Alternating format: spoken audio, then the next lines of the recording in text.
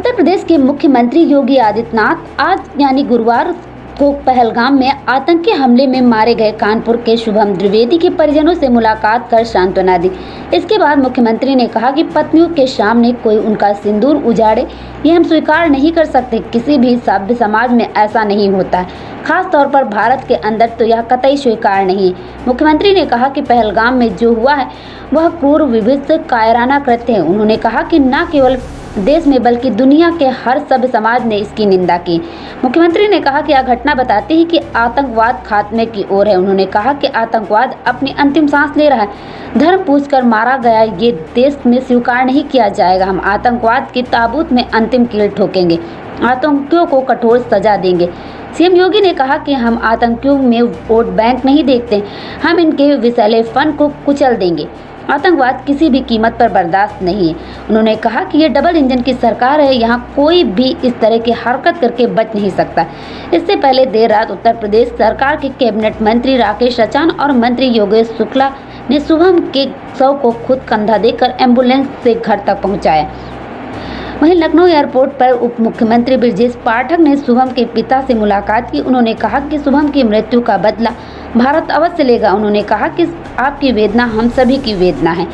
शुभम आपका पुत्र ही नहीं बल्कि भारत का बेटा है, प्रदेश का बेटा है। आतंकवादियों को ऐसी मौत मिलेगी कि उनकी रूह कांप जाएगी।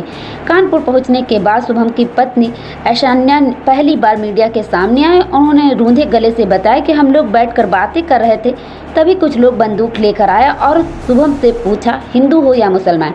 पहले तो हम कुछ समझ नहीं पाए, फिर उन्होंने दोबारा पूछा और जैसे ही शुभम ने कहा कि हिंदू हूँ, उन्होंने गोली मार दी।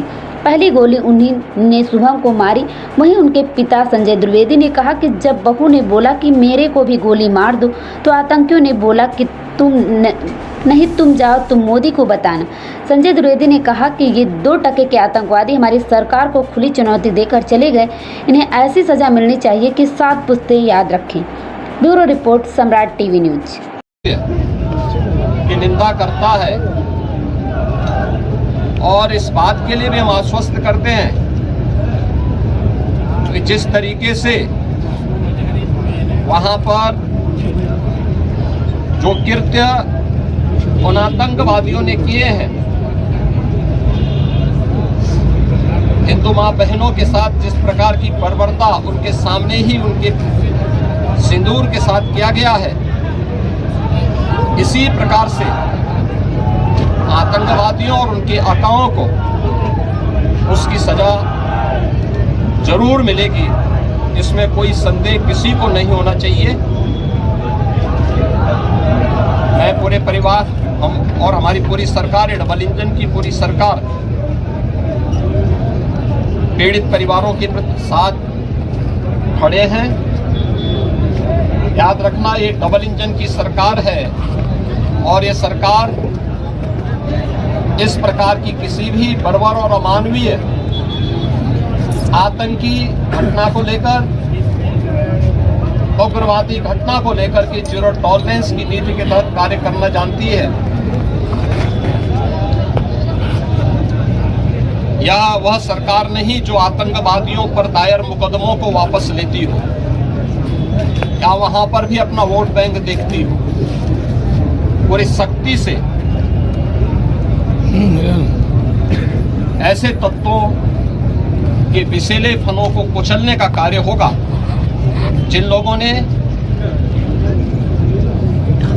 आतंकी घटना को अंजाम दिया है या इस साजिश का हिस्सा बने हैं। यह जीरो टॉलरेंस की नीति देखने को मिलेगी और हर व्यक्ति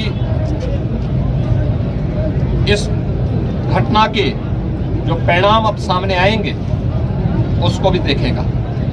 धन्यवाद।